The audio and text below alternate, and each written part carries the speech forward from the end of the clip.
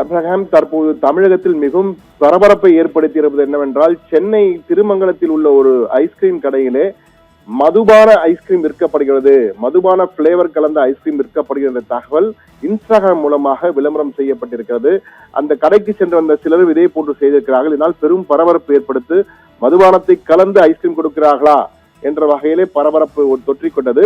இதே போன்ற ஒரு சூழல் சில வாரங்களுக்கு முன் ஹைதராபாத்தில் நடைபெற்று அங்கு கிட்டத்தட்ட 1 கிலோ ஐஸ்கிரீமிலே 60 மில்லி மதுபானம் கலந்து விற்பனை செய்யப்பட்டது நிரூபணம் செய்யப்பட்ட அவர்கள் எல்லாம் கைது செய்யப்பட்டார்கள். அந்த கடை மூடப்பட்டு சீல் வைக்கப்பட்டது என்பது அனைவரும் அறிந்ததுதான். எனவே ஹைதராபாத் போன்று சென்னையிலும் நடக்கிறதா என்ற ஒரு பரபரப்பு தொற்றிக்கொண்டது.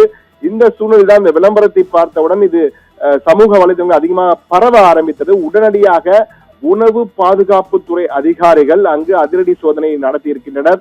அந்த அதிரடி சோதனையின் போது அங்கு விற்கப்பட்ட பல்வேறு வகைகளில் அங்கு விற்கப்பட்டன.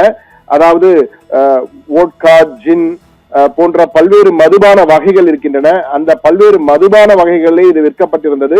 அதிலே என்னென்ன இருக்கிறது, என்னென்ன பிளேவர்கள் இருந்தன அனைத்தையும் அந்த ஐஸ்கிரீமுடன் எடுத்து சென்றிருக்கிறார்கள்.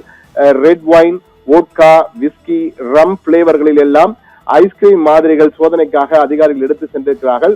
இந்த சோதனைக்கு பிறகு அதில் மதுபானம், ஆல்கஹால் ஏதேனும் கலந்திருந்ததா என்பது கண்டுபிடிக்கப்பட்டால் நிச்சயமாக கடும் நடவடிக்கை எடுக்கப்படும். அந்த கடைக்கு சீல் வைக்கப்படும், அவர்கள் கைது செய்யப்படுவார்கள் என கூறப்படுகிறது. ஆனால் இது வெறும் பிளேவர் தான், அதிலே எந்த ஒரு ஆல்கஹாலும் கலக்கவில்லை, அதிலே நான் ஆல்கஹாலிக் என்று எழுதப்பட்டிருக்கு என்று அந்த கடைக்கு சென்று வந்த சிலர் கூறுகிறார்கள்.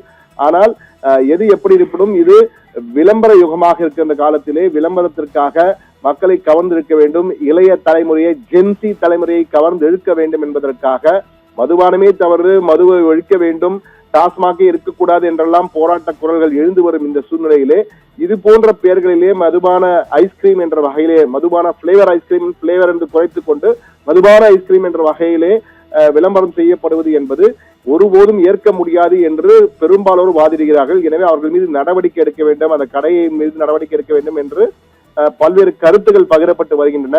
இந்த நேரத்திலே உணவு பாதுகாப்புத்துறை அதிகாரிகள் சோதனை செய்து அந்த மதுபான ஐஸ்கிரீம், மதுபான பிளேவர் உள்ள ஐஸ்கிரீம்கள் அனைத்தையுமே ரெட் வைன், வோட்கா, விஸ்கி, ரம் பிளேவர்கள் உள்ள ஐஸ்கிரீம்களை எல்லாம் தற்போது எடுத்து சென்றிருக்கிறார்கள். எடுத்து சென்றது மட்டுமில்லாமல் பகுத்தாய்வு நடந்த பிறகு அதிலே ஏதேனும் கலக்கப்பட்டிருந்தால், ஆல்கஹால் கலக்கப்பட்டால் நிச்சயமாக நடவடிக்கை எடுக்கப்படும் என உணவு பாதுகாப்புத்துறை அதிகாரிகள் கூறியிருக்கிறார்கள். ஆனால் அதற்கு முன்னதாக ஒரு எச்சரிக்கையை விடுத்திருக்கிறார்கள். அந்த ஒரு எச்சரிக்கை என்னவென்றால், சமூக வலைதளங்களிலே இந்த செய்தியை தேவையின்றி பரப்பி பதற்றத்தை ஏற்படுத்தக்கூடாது என்றால் ஐஸ்கிரீம் விற்பனையை மொத்தமாக படுத்திவிடும். இது போன்றால் நிச்சயமாக பெற்றோர்கள் அனுப்ப மாட்டார்கள். ஐஸ்கிரீம் விற்பனையை மந்தப்படுத்துவதற்காகவும் ஒட்டுமொத்தமாக மூட வேண்டும் என்பதற்காகவும் இது போன்ற சதிவேலையில் யாரும் ஈடுபடக்கூடாது. யூடியூபர்கள் தேவையில்லாமல் இது போன்ற செய்திகளை பரப்பக்கூடாது.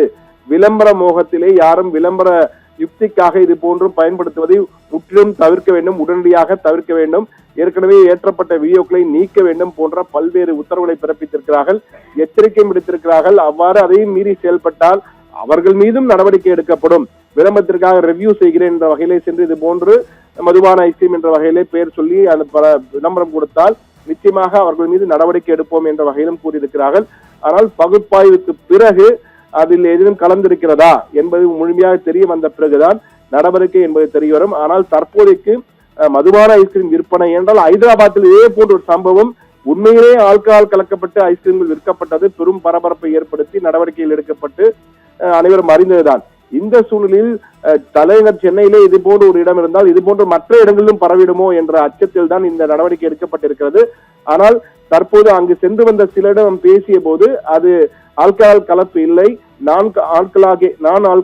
நான் ஆல்கஹாலிக் என்ற வகையில் தான் குறிப்பிட்டிருக்கிறார்கள். எனவே தேவையின்றி பதற்றம் வேண்டாம், அந்த விளம்பரத்திற்காக அப்படி செய்வதால் இது போன்ற தேவையற்ற பரபரப்பு ஏற்பட்டு என்று கூறியிருக்கிறார்கள். உண்மை இதுதான் நடந்தது. எது எப்படி இருப்பினும் தற்போது பகுப்பாய்வுக்கு சோதனைக்கு சென்றிருக்கிறது. வந்த பிறகுதான் உண்மை நிலை தெரிய வரும். அதன் பின் உணவு பாதுகாப்புத்துறை அதிகாரிகள் காவல்துறையின் மூலமாக தவறு நடந்திருந்தால் நிச்சயமாக நடவடிக்கை எடுப்பார்கள். இது போன்று தேவையற்ற விளம்பரங்களை செய்வதை உடனடியாக நிறுத்த வேண்டும் என சமூக வலைதளங்களை பயன்படுத்துவோர் அனைவருக்கும் ஒரு எச்சரிக்கையை உணவு பாதுகாப்புத்துறை சார்பிலே விடுக்கப்பட்டிருக்கிறது. ஆப்ரஹாம்.